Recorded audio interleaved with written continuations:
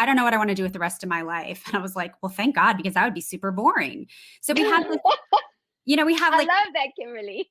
right? Because it's like, if I don't know what it's all going to look like, if I don't know how the book ends, they're paralyzed. I'm like, just pick a road and start walking down it and see where it leads you.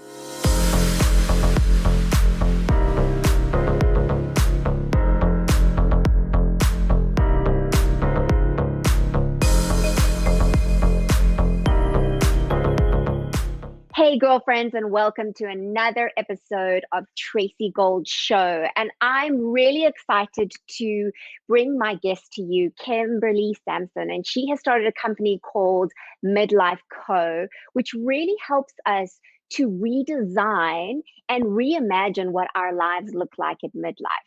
Because for so many of us, we get here and we go, whoa, is this it? I have so many more years to live. I still have so much I want to do, but sometimes don't really feel equipped to do it. So I thought she's going to be the perfect guest to share some of her expertise and also her own story with us. Thank you, Kimberly. It's so wonderful to have you. Oh, Tracy, thanks so much for having me. It's an honor to be here, to be your guest. Thank you. So, Kimberly, I would love to hear your midlife redesign, recreation, reimagine story. Yeah. So I think we've all heard that phrase our entire lives, midlife crisis. And I think we always imagine like a guy in a sports car with a younger wife, right? So I was quite surprised to have my own midlife crisis. Yes. Yeah. So, and really what it stemmed from for me was that I had been a very ambitious person. I had a great career, but I also followed the rule book as it was, pre-programmed in me, let's say. And I left that career and married the boy next door kind of story, who wonderfully, we are just celebrated 23 years. And Yay. I got pregnant. Yeah, I got pregnant and I said, okay, now I'm going to be a mom, which was a wonderful choice and nothing I would ever change. But 3 children later, and you kind of and realize if you've done a good job, you're going to work yourself out of a job. I realized, oh my goodness, they're going to leave me. They're going to go off to college and they're going to go away. And then what? Yes. And so I think that's a very unsettling feeling. What I realized was I wasn't the only one. This was a universal experience. And you do start to ask yourself, what happens when I am done with this chapter of my life? And so I sort of clawed my way back, and I really got back in touch with what do I want? What am I good at? How do I want to spend my time? I had the luxury of asking those questions, which not everybody has the luxury of asking those questions, but I was fortunate enough to do that. And in my own finding my way back and finding out that I was not the only one having this experience, we just weren't talking about it enough. I created a whole program for women to find their way back. And I started sharing that with people. And that's really helped so many women. I started a podcast called The Midlife, and it's really rewarding that I get, emails and Facebook messages. It sounds like you're in my head. These are the things that I'm thinking. Yeah. So that was really fun. And then that, as all of us, I hope your audience is starting to figure out, is that one thing leads to another. And what I determined was the best cure for your midlife crisis is start a business. So that's when I started helping other women start and grow their midlife businesses, or have a business that had been kind of small for a while and take it to the next level. Yeah. So here we are. That's amazing. So before we get stuck into the business side of things, because I really want to, because I think I have definitely seen, as we emerge out of COVID, and even during COVID, I saw such a massive move towards entrepreneurship in women over 40, 50, 60, etc., for various different reasons. But before we get stuck into that, because that's a good deep dive, I'd love to explore a little bit about why it is that we associate a midlife crisis with a man in a sports car and a younger woman. Yet, as women, how many of us are actually talking about what it feels like to get to midlife? Why do you think there is that crazy thought process? Okay, so wow, no one's ever asked me that question. And it's such a good question. And I have thoughts. Tell me if you share them. So one, I think, is that first of all, men and women have the same experience, and we're not talking to each other about that either. But what we've done is minimize what men are going through and not give it Mm, any foundation that it's real and that they were having these, this crisis of maybe confidence or career or whatever it is. So we minimized it mm, into this, stereotype of a fast car and a younger woman, right? And mm, then I think for women, I think that we don't feel empowered to question our situation. And I've had found that I had a lot of guilt. I thought, what could you possibly be unhappy about? Like, what else would you want in your life? mm. You have your health and you have a loving husband and you have healthy children. And like, kind of, how dare you be Yes. unhappy?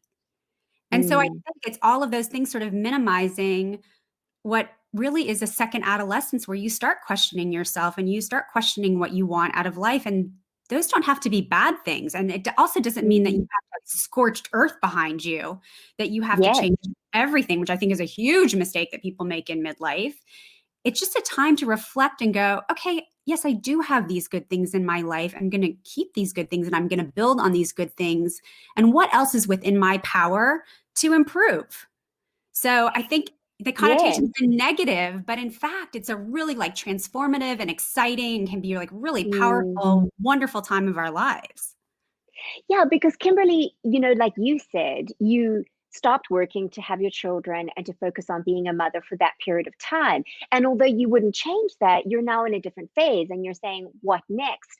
So I love that because I think that there is this perception or maybe this unconscious belief that if we're having a bit of a identity crisis or a midlife crisis, if we really want to call it that, that it then means that our whole life is one big regret. And that isn't necessarily so.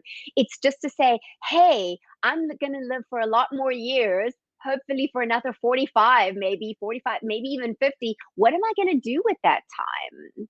Yes, Tracy, you're so right. And Mm, it's such a human characteristic that we look at things as black and white always. And I think that's also yes. part of our like second maturation is like, hey, there's a lot of gray area here. And like, let's look for the Mm, middle ground. Let's see how we can make all these things come together in a positive way instead of spending so much time on the negative. yes. So I also would love to explore a little bit from a woman's perspective because with regards to men having midlife crisis. So, I have been a personal stylist for many years and I ran my own business, my own fashion business for over 17, 18 years.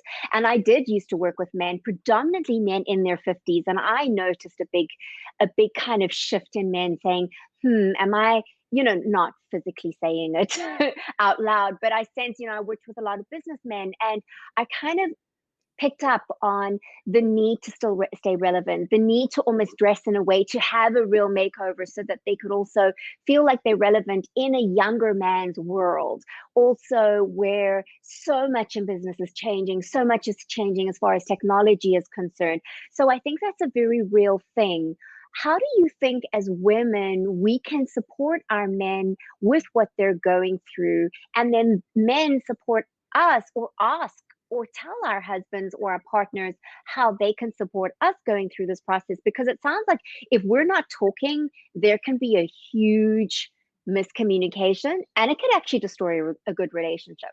Oh, Tracy, you're so right. And I see it happen all the time with the women that I work with. And really just, it's actually one of my missions is to, some people are married to people they shouldn't be married to, but also a lot of people should probably fight through and are married to the right person. I think that the biggest problem is that we are constantly in our inner dialogue. Like we are talking to ourselves all day long and we are having these conversations only with ourselves. And so I tell people all the time, there's another person in the room, have this conversation with that other person. And so a lot Mm, of that is letting somebody in because we are questioning all these things. And I think it is a new skill for people, even though you might have been with somebody for 20 plus years, like you lose intimacy. And I don't mean sexual intimacy, I mean emotional intimacy because you don't let them into the things that are in your head. yes, And they're doing the same thing. And so when you have no perspective from another human being, especially another human being who really does love you and wants the best for you, you really kind of spin out of control. So I think yes. Yeah. especially with the hormonal changes that happen. I mean, I'm noticing that and I'm like, whoa, where did that person come from? You Yeah, know, but and so my in that husband's going, moment, yeah, yeah. like And my in that husband's going, moment, okay, you can say, go, okay, I'm feeling like a crazy person, or I'm so angry right now and I don't know why. So if you say that out mm, loud to to your partner, and they can go, yeah, I can see that that's happening for you. And then mm, somehow it's a huge release. yes, And I just yes. don't think that it's like, just trust that other person in the room to be part of the Mm. conversation that you're having anyway. Mm. I think it also comes down to Kimberly, us feeling okay with this transition ourselves, right? So if we're speaking to one another, like you and I are talking now, and go, oh, yeah, I really do feel like a crazy person sometimes with my hormones going a little crazy as I, go into that different phase of life. And so, how do I handle all these things? And then but by having these conversations, we can learn to handle them better. We also learn that we're not alone. And I think that is so important. And then that kind of helps us to kind of understand in our head what is going on so that we can communicate. Because I think sometimes women, we just don't even know what's going on ourselves. And so, how do we communicate that? But there's something about speaking to another woman who's going through that that kind of helps us to process. Would you agree with that? Oh my gosh, I see it, every week in my groups that I run. Just last week, and people, there's so much like shame and guilt in all of the Yes. roles and responsibilities that women have. And so one of the women in my group um, was feeling badly about feeling angry about something that she had to do for her children. And everybody in the group was like, yeah, been there. It sucks to put things on hold, to have to do that. And she was like, she was almost in tears. She's like, I thought I was the only one. She felt like a bad Mm, person for having very human thoughts. yes. And so when you can be in a group of people that you can trust to validate that this is a universal and human experience. We're still growing Mm, up, right? I yes. mean, like there's not Yeah. an end to Yeah. it. And I think what's so good about that, Kimberly, is in the conversations that I've had with various different people around going to the different stages of life, is that especially at this time of our lives, friendships become really important. They become worth investing in. Sometimes we focus so much on our kids and our family and our husband and our, the roles that we play. But now is the time to really nurture those relationships so that we have people to have those conversations with, so we realize we're not crazy. Yeah. And And so that can help us feel better. Yeah. totally. Something that I really focus on is like giving people actionable steps, not just like saying, yeah, you should talk to your friends. So something that I tell people to do is make a list of the people that are important to you, and make one list of people that are in town. And then, because so many of us have gone to school other Yes. places or had careers in other, I mean, you are in a different country than you grew up. And so like people can have friends all over Yes. the world. Make two lists. And from that list, pick one friend that's out of town and call them. Yes. Call a friend out of town once a week and make plans to see a friend that's in town. I mean, I think that Mm. is like to your point. I mean, that is just like sanity saving. Yeah. And I think that is especially true now Mhm. because, I mean, I live in New York City. And so there are many people that have moved out of the city, and we're checking in with one another, go, do you still live here? Like, are you still here? you know? I mean, Yeah. there's been so much moving around that it is important to stay in touch with the people that you really care for. And the cool thing about technology, which we're going to get into a second, but the cool thing about technology is that we can still stay in touch and Yep. we can still stay connected to those people that we really care about, who can hear us, who can allow us the space to process a lot of stuff, so we don't just take it out on our husbands or whoever is at home at the time, right? Yeah. Absolutely. Mm, Yeah, yeah. there's no excuse really, like because of technology. And everybody's waiting for somebody else to invite them somewhere, and you just have to like Mm. get over it. Like the footman with the engraved invitation is not showing up at the door. You know, you have to be the one to instigate. And I think people are introverted and shy, and they're worried about how how that's going to go if I just throw something out there, if it's somebody I haven't talked to in a while. But just ask yourself, like, if that person called you, wouldn't you be thrilled to hear from them? So be brave, Absolutely. be the person to send it out first. Yeah, and I feel like now more than ever, we've realized how connected we really are and how important each other is. So I feel like now is a really good time to capitalize on that and reconnect with friends that maybe you've lost touch with. So Kimberly, let's dive into the business side of things because I love this. So I've been an entrepreneur since like almost my whole career, but I'm 47, turning 48 in a few months, and I have created whole other businesses and redirected my career and done a whole bunch of other things. So let's talk about the importance of that and why you think that that is so helpful for women going through this time period. Yeah, for sure. And I mean, isn't the one thing I thought when you were telling me that this is, like you're on a new phase of entrepreneurship, and all I could think was, ooh, I can't wait to see what's next because this it won't be the last thing, right? No, no, Which I think is so absolutely. exciting. I think things have changed in such a way that maybe we were sort of raised thinking you had one skill set, one profession, one job, you worked for one company, and now you can be lots of different things in your life. You can completely Yes. change careers. There is nothing that you don't have access to learn about with the internet. It's amazing. And so you can have an interest, a far flung interest, and go, you know what? I'm going to deep dive into that now. This is what's going to entertain me at the moment. And so part of it, again, I've said it before, like the pre-programming is we need to counter program it. And it's okay to have a crazy idea. It's okay to want to learn about something that you know nothing about, but you're interested in. And Mm. you don't have to worry. Don't think about what are other people going to think, or is this stupid? Is this a waste of my time? Because I think as women, we sort of think of all the downside before we allow ourselves to think about all the upside. So to just, Yeah. go for it, be brave. I mean, the worst thing that happens is it fails. Okay, you'll go on, you'll figure something else out. So I Yeah. think it is, yeah.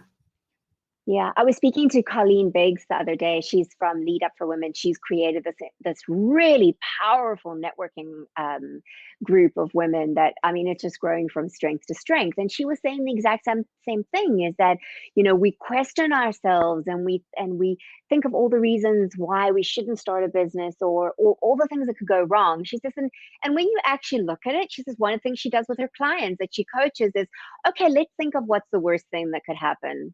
Okay, it may not work.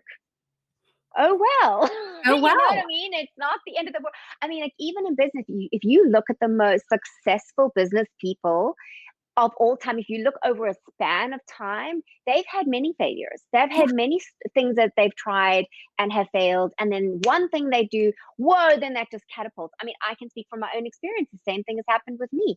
I've Of course. tried various different things, tried, failed. Oh, yes. Okay, this is working. Great. Go with that. Grow that. Okay, now everything's changed. That's no longer relevant. We're not Yeah. wearing clothes. We're just wearing sweatpants. Oh, okay, change directions, change lanes. It's learning to be flexible. It's learning to believe in ourselves and say, well, what have I got that I can give to the world and charge for, whether that Yeah, be a service or a product or a passion or something. totally. And how about we just like take that word out of our vocabulary, failure, and just call it a learning experience, right? Yes, Because, I like and that. and that's the thing. And so, I have a lot of women come to me and they're like, I don't know what I want to do with the rest of my life. And I was like, well, thank God, because that would be super boring. So we have this, we have I like, love that, Kimberly. right? Because it's like, True. if I don't know what it's all going to look like, if I don't know how the book ends, they're paralyzed. I'm like, just pick a road and start walking down it and see where it leads you. Because I think for Yeah. those of us that are sort of blazing that path and helping women come behind us, we can show them that the roadmap is crazy. Like it's this branch and then that happened. And then because I met that person or I got interested in that. And so if you can open yourself up to that freedom and excitement that you don't know, and that's a good Yeah. thing. And you have all of these learning experiences in front of you that will help you decide if it's a left turn or a right turn that you need to make next. So not just Yeah. focus. I believe in goals, but also we're so focused on a goal and like the only path to that goal that you miss the trip. And the trip is the fun part. So And Kimberly, what I even have found, I mean, I love this. This is really, really powerful because what I have found is that when I am trying so hard to control the outcome, it actually eludes me. yeah, And I miss the the little nuances along the way that could direct me into the right path. And what I think it's going to look like is often quite different to how it looks, but it's so much better. It's Yeah, you so couldn't much have better than I could have conceived of it. imagined. Yeah. Exactly, exactly. And I think COVID has taught us, I mean, come on, like if we haven't learned that we can't control our lives and we don't know what the outcome is going to be, Yeah. COVID has taught us that. I mean, if I look at what I was expecting 2020 to be in the beginning of 2020 and what it ended up being, it was a far cry from what I expected it to be. But I have to say, coming out of that and into this new phase, I started the show. And again, Kimberly, let me tell you, I had no idea how this was going to turn out. Only thing I knew was that I needed to do it. That was it. I needed to start, and I started. And I mean, look at what it's becoming. It's empowering women Amazing. around the world. It's on 1.4 billion smart televisions around the world. So, you just never know what could happen. But I think when we try and control the outcome or try and figure the how out or figure out the whole thing, we miss out on the adventure and the fun and the possible good that could come from that. Yeah. Something I had to learn and now I share with women is disconnect from the result. Like, Mm. don't go into it just thinking about like the expectation of what's supposed to happen. Just disconnect from the result. Just take the steps and see where they lead. Right. And I also love So like you trusted your gut and you woke up and I mean, if I asked, you 15 years ago, like, oh, are you going to have a TV show on the internet? You probably would have laughed. Right. Like you would have been like, no, I wouldn't. oh, well, I wouldn't know that. if you asked me 15 years ago, are you going to be interviewed on someone's television show? I would have laughed. Okay. How about that? Okay, good. No, the TV thing, I knew it was like, that's what I'm meant to be doing. So, but But how the it thing is, like, looked you has been followed your different. gut, right? You followed your gut. You're like, I need to do this. And you followed your gut. Mm, And look where mm. it led you. Yeah, yeah. Kimberly, what do you think it is in us that, okay, so I have two questions I'm going to Okay. pose to you. The first one is, what do you think it is in us as women, I think specifically, that need to know the outcome before we ever do anything? And then the second thing is, how do we manage, because I'm a goal setter too, right? So like, how do we manage that whole goal setting thing in a healthy way without attaching to the outcome? Because that almost seems counterintuitive and a complete contradiction in terms to me. Yeah, that's a really good question. And I will get to that. So the reason I believe that we need to know how things are going to work out, I think it's survival instinct. And I think that so many of us Mm. are operating on survival instinct, all the time. And it's understandable. I mean, for one thing, usually we have to care for other people, whether it's a spouse or aging parents or children, or even the way that we are caretakers to our friends. And so, I think it's kind of a survival mechanism. Like I have to keep everybody safe. And the only way that I can keep everybody safe, including myself, is if I can see all the possible things that could eat me or fall on me. And so I'm going to do everything to, be real careful about the choices I make so that doesn't happen. So I think that's the first thing is survival skill.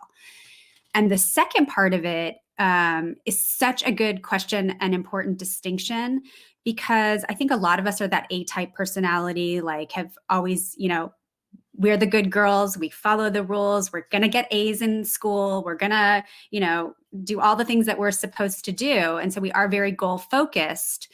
But I don't think that we're taught about enjoying the learning and enjoying the path.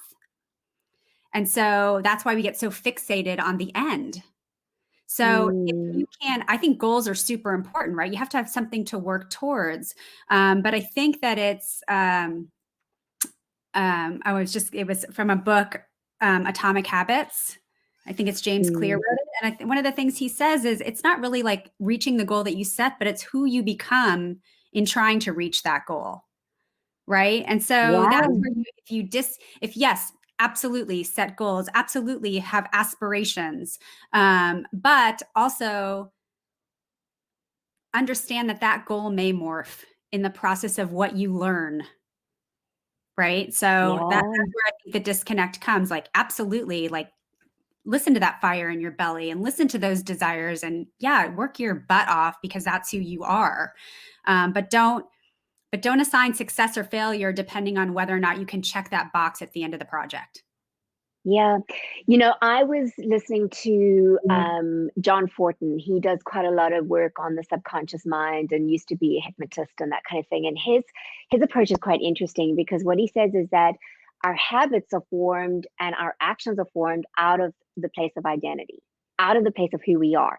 So if I associate myself as a healthy person who makes healthy choices and, is active or whatever, it's unlikely that I'm going to sit on the couch and eat a whole bunch of potato chips. But the contrary is true too. So I think it's very important that we focus on who we are, and then our actions will come and our results will come out of an act of who we are.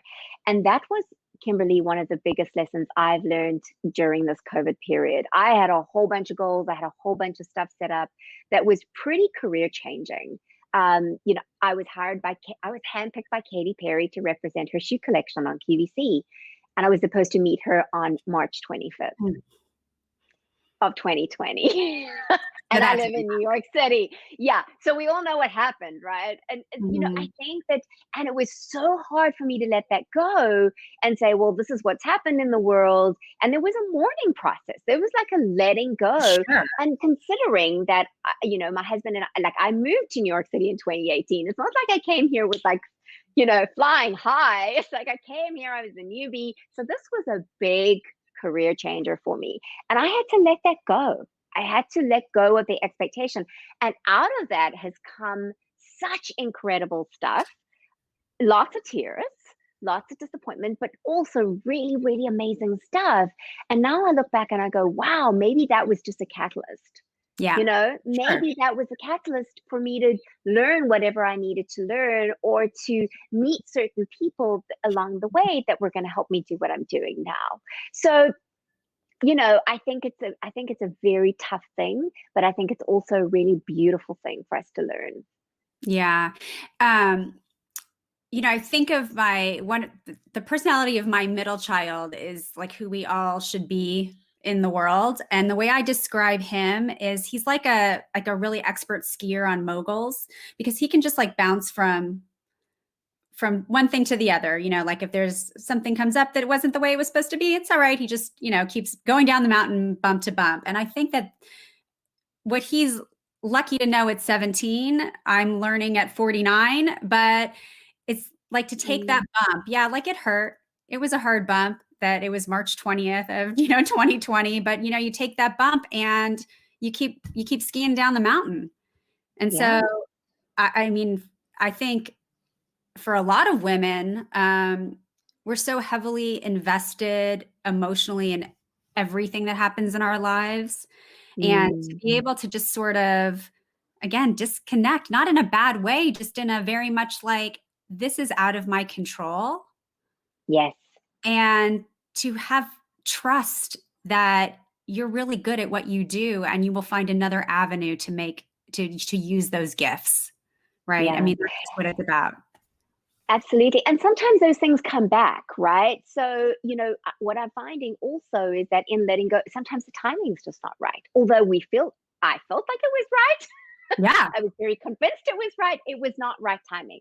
So I think that's also the thing, is to trust it. I love that. To trust that you're good at what you do and you're going to find other ways of doing it. And I think that's a very powerful lesson. Wow. Yeah. Well, and also, Thanks, I mean, that's Kimberly.